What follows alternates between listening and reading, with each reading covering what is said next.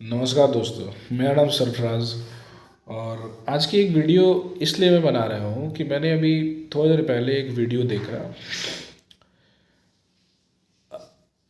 गोदी मीडिया के एक जो सबसे फेमस चैनल है आज तक में एजेंडा 2022 का एक शो चल रहा था, जिसमें Sudhir Chaudhary, the so called famous तिहाड़ी चौधरी,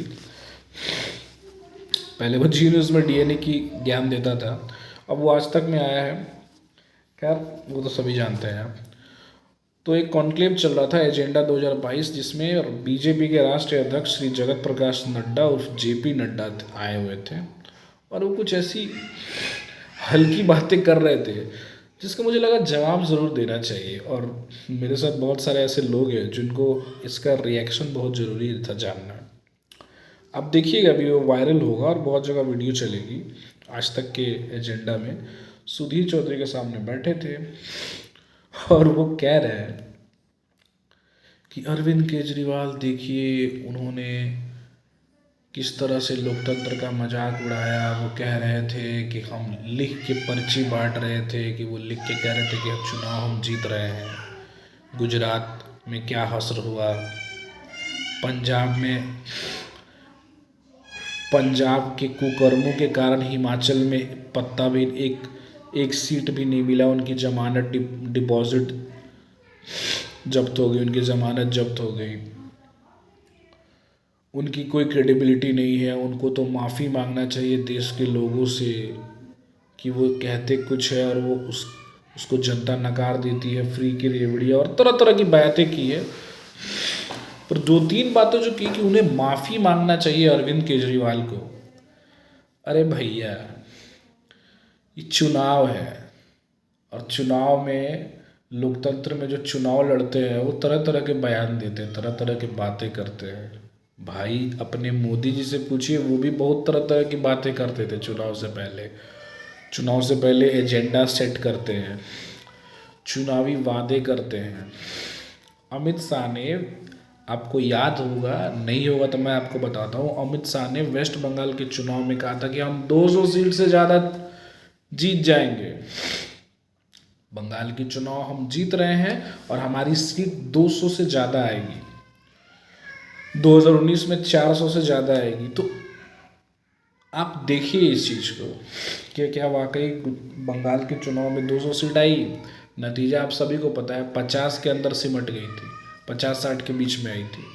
तो क्या उस आधार पे जो जेपी नड्डा ने अभी कहा कि अरविंद केजरीवाल को माफ़ी मांगना चाहिए, तो क्या उसी तरह से अमित शाह की माफ़ी आपने कबूल की? अमित शाह से माफ़ी मंगवाया आप लोगों ने देश की जनता के सामने? ये कोई बात है? ये कोई लॉजिक है? क्या दिखाना चाहता है भाई ये लोग? कोई तरह का लॉजिक नहीं है। अरे, चुनाव में सबको ही बयान देते हैं, तरह तरह के बयान देते हैं, भाषण होते हैं, इसका कोई लॉजिक नहीं है। मैं अभी वीडियो एडिटिंग नहीं करता हूँ, वरना मैं एडिट करके ये वीडियो ज़रूर डाल देता। एक बहरहाल मुझे आती नहीं है। धीरे धीरे मैं थोड़ा सा इसमें यूट्यूब में प्रॉपर जब रेगुलर हो जाऊँगा, फंक्शनल तरीके से वीडियो बनाऊँगा, तो मैं वीडियो के साथ उसको एक्सपोज करना चाहूँगा। जब अमित जेपी नड्डा कितनी हल्की बातें करते हैं।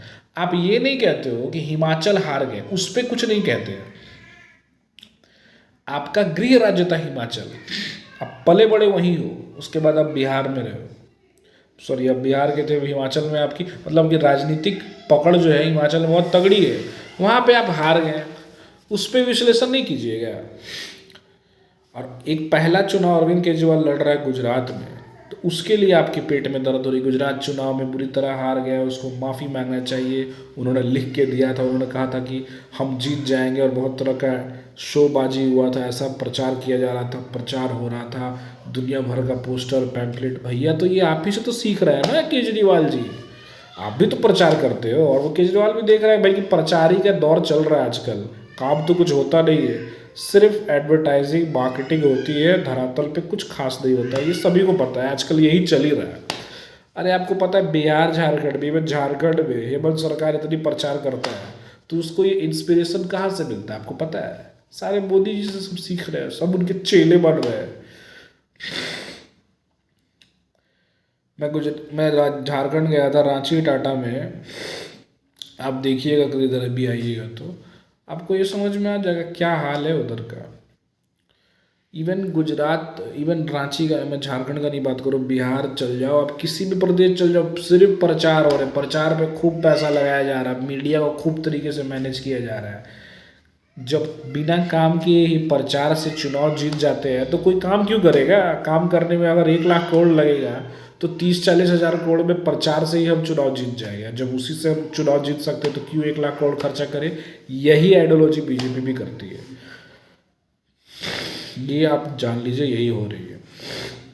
बहरहाल तो इस पे मुझे ये जेपी नड्डा की जो हल्की और बेतुकी बात थी उस पर एक जवाब बिल्कुल देना चाहिए था मुझे, इसीलिए मैं दिया हूँ कि मुझे अरविंद केजरीवाल से कोई पर्सनल लगाव नहीं है, वो अच्छा काम कर रहे हैं जहाँ तक ठीक है। एटलीस्ट बीजेपी से तो वो बेटर काम कर रहा है। पहली बार चुनाव लड़ा गुजरात में, भले वो हार गया, 5 सीट तो लड़ा, 5 सीट तो चुनाव जीत गया, 5 सीट जीता ना, चुनाव भले हार गया। एमसीडी तो आपसे खींच लिया, उस पर कुछ नहीं कह रहे हो। हिमाचल हार गए, उस पर कुछ नहीं कर रहे हो। बाकी राज्यों के उपचुनाव हार गए, उस पर कुछ नहीं कह रहे हो।